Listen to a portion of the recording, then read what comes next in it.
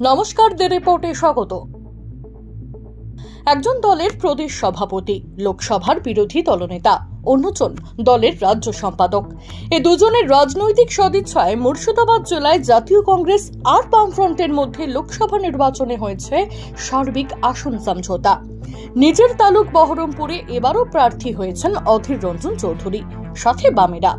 অন্যদিকে জেলার মুর্শিদাবাদ আসনটিকে তৃণমূলের হাত থেকে ছিনিয়ে নিতে মুর্শিদাবাদ আসনটি জাতীয় কংগ্রেস ছেড়ে দিয়েছে সিপিআইএমকে, যে আসনটিতে 2019-এর নির্বাচনে প্রায় 20% ভোট বাড়িয়ে জয়লাভ করেছিল তৃণমূল প্রার্থী। অন্যদিকে সিপিআইএম এর ভোট কমেছিল প্রায় 22% এবং জাতীয় কংগ্রেসের ভোট কমেছিল প্রায় 6%।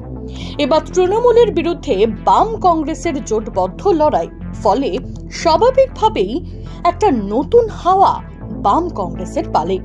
সেই হাওয়ায় ভর করে এবার এই আসনটি তৃণমূলের কাছ থেকে ছিনিয়ে নিতে ময়দানে অধীর সেলিম জুটি। এদিন মুর্শিদাবাদ লোকসভার ডোমকল বিধানসভার জনকল্যাণ ময়দানে এক জনসভায় অংশ নিলেন অধীর চৌধুরী, মোহাম্মদ সেলিম সহ প্রাক্তন মন্ত্রী আনিসুর রহমান, জয় দাস প্রমুখ নেতৃত্ব। সভা থেকে মুর্শিদাবাদ লোকসভা আসনের জন্য জেলার জন্য শিক্ষা, শিল্প এবং ব্যবসা নিয়ে এক নতুন দিশার কথা শোনালেন জোট প্রার্থী মোহাম্মদ সেলিম।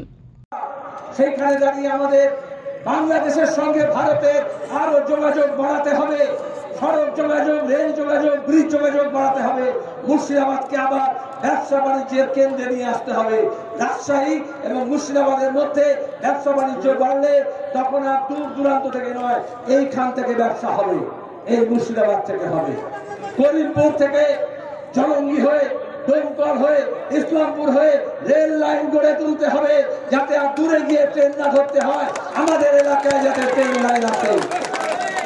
হাসপাতালগুলোতে দেখুন ডাক্তার নেই, হেলথ সেন্টারগুলোর অবস্থা খারাপ হয়ে গেছে।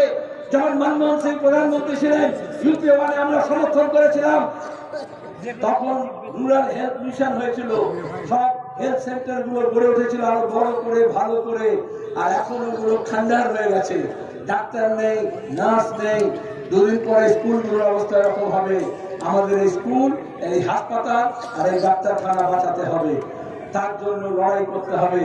শুধু লড়াইটা ভোটের জন্য নয়, ভোটের পরেও দাঁড়িয়ে আমাদের জীবনের মান যাতে বাড়ানো হয়। যেখানে যাচ্ছি বলছে সেতু করে দেবেন, ব্রিজ করে দেবেন। আমি বললাম এই মুর্শিদাবাদেও বসিপুর আপনারা জানেন, আমাদের ডোমকলেও, ওদিকে করিমপুরের সঙ্গে হরিহরপাড়ায়ও, ওদিকে রাজনগরেও।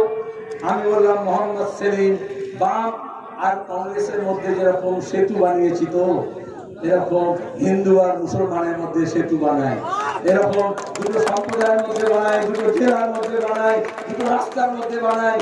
এই ব্রিজটা করা তার বিজেপি আর তৃণমূল মানুষের সঙ্গে মানুষের সম্পর্কের সেতুটাকে ভেঙে দিচ্ছে, পুলটাকে ভেঙে দিচ্ছে। আমাদের পুল বানাতে হবে, আরো দৃঢ় করতে হবে।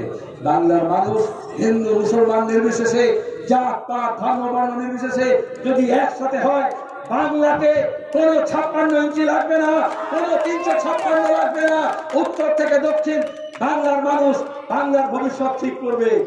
আর এই যে মুর্শিদাবাদে আজকে যে নমুনা দেখলেন, অধীর বাবু আর মোহাম্মদ সেলিম একসঙ্গে দাঁড়িয়ে হাতে হাত দিয়ে লড়ছে।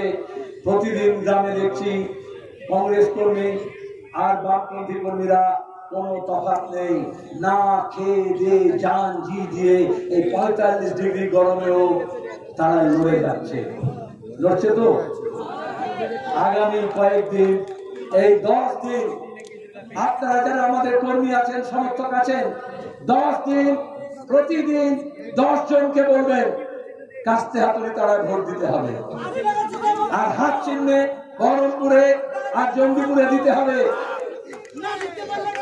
প্রতিদিন 10 জন বললে 10 দিনে 100 দিন।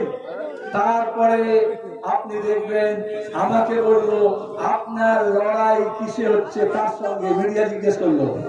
আমি বললাম আমি বিজেপিকে আর তৃণমূলকে তো দেখতে পাচ্ছি না, লড়াইটা হচ্ছে ডোমকল বেশি মার্জিন দেবে না, জলঙ্গি বেশি দেবে না, রানীনগর দেবে না, ভগবান গোলা দেবে, সেটার লড়াই হচ্ছে। হবে তো ডোমকল? তাহলে কম্পিটিশনটা তৃণমূলের সঙ্গে নয়, বিজেপির সঙ্গে নয়, কম্পিটিশনটা জলঙ্গির সঙ্গে, রানীনগরের সঙ্গে, ভগবান গোলার সঙ্গে। মুর্শিদাবাদ থেকে গণেশ সাহা, দ্য রিপোর্ট।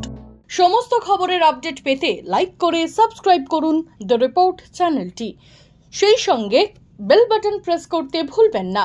আপনাদের একটা সাবস্ক্রিপশন আমাদের জন্য অত্যন্ত মূল্যবান। জয় হিন্দ।